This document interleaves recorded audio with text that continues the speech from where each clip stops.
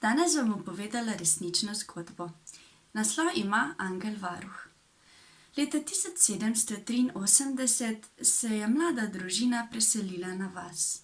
Vas je bila obdana z gozdom in takrat je bila pomlad. Delali so na polju, ko pa so naenkrat zaslišali glas dečka, ki vpije, da gori grmovje.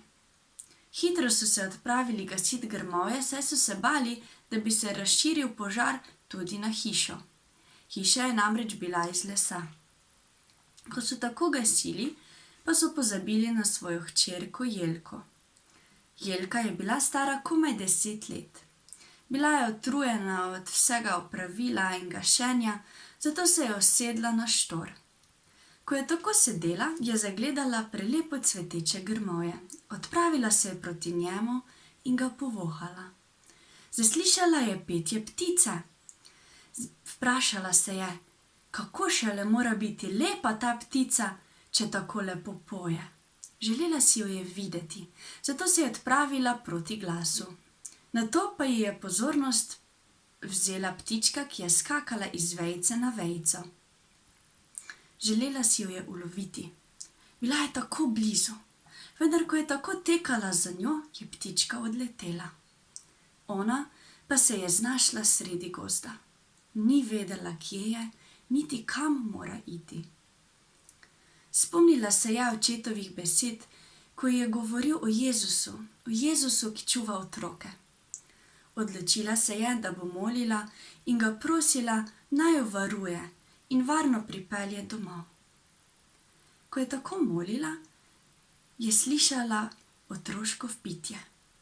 Bila je prepričana, da je to njen mlajši bratec in da če bo odgovorila, bodo jo našli in prišla bo domov. Vendar zdelo se je, kot da ji nevidna roka prekriva usta. Ni mogla odpreti ust, niti česarkoli povedati. Odpravila se je naprej, našla je neko potko in šla po potki naprej, ko pa je spet slišala otroško vpitje.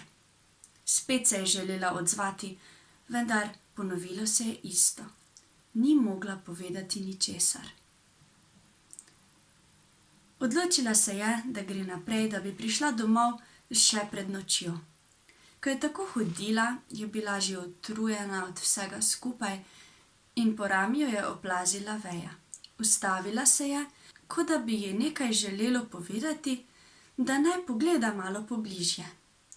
Pogledala je med dolge veje in videla lepo zaklonišče. Tam se je ustavila, sedla in od utrujenosti in izčrpanosti zaspala. Med tem časom pa so doma opazili, da Jelke ni. Prosili so sosede, da bi šli iskat Jelko.